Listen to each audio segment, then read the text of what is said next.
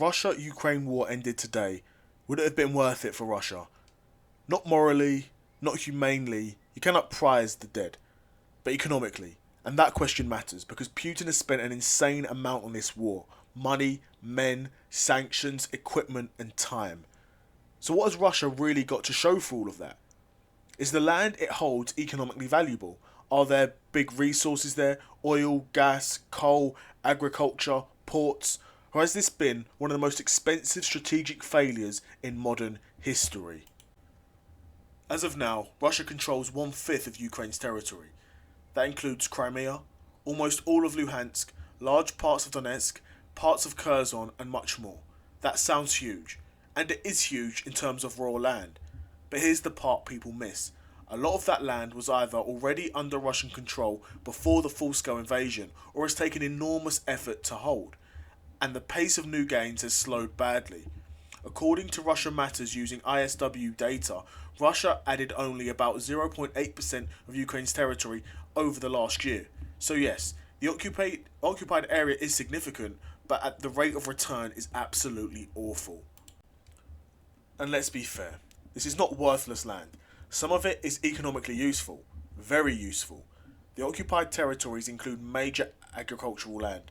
Russia says the occupied regions produced about 4 million tonnes of grain and 600,000 tonnes of oilseeds in 2025, equal to around 3% of Russia's total grain harvest. That matters. There is also coal in the Donbas, there are industrial assets, there are transport routes, and there is a land bridge linking Russia to Crimea. And Crimea itself matters strategically because of the Black Sea, naval positioning and infrastructure. There is also mineral potential in occupied areas, including some lithium adjacent territory and other resources. So no, this is not an empty wasteland. There is real economic and strategic value here, but that is only half the story. And this is where the hype starts to break down. Yes, there are resources, but not all resources are equally usable, and not all captured resources are easy money. Zelensky told Reuters in February 2025 that Russia has seized less than 20% of Ukraine's mineral resources, even though it occupied around 20% of the land. That matters too, because it means the map and the mineral story are not the same thing. Also, some of the coal assets in occupied Donbas are in terrible shape. Mines have been flooded, infrastructure has been wrecked, and in 2025 Russian authorities were repeatedly moving close to multiple occupied Donbas mines because they were not profitable. So yes, Putin has seized assets, but some of those assets are damaged, costly, or much less useful than they look on the map. Now compare those gains to the cost. Russia has burned through huge quantities of equipment, it is taking massive casualties, it has been forced to move into a war economy, it has faced sanctions, financing pressure, trade distortion and long-term isolation from parts of the global economy. Even the territory it holds now is not free. It has to garrison it, subsidise it, police it, rebuild parts of it, integrate infrastructure, suppress resistance and defend supply lines. That is expensive, very expensive. The question is not just, did Russia gain land? It did. The real question is, did Russia gain enough economically to justify the price? And that is where the answer looks much, much weaker. Now, strategically, Russia can argue it gained something real. Crimea is more secure through the land bridge. Ukraine has lost industrial and agricultural territory.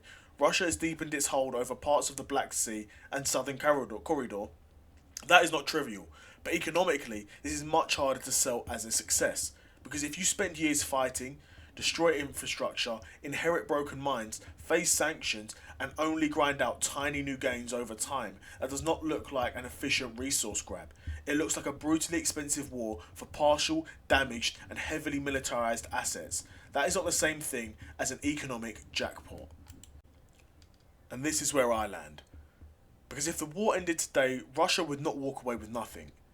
It would hold territory that has agricultural value, some mineral value, strategic transport value, crimes linkage, and Black Sea leverage.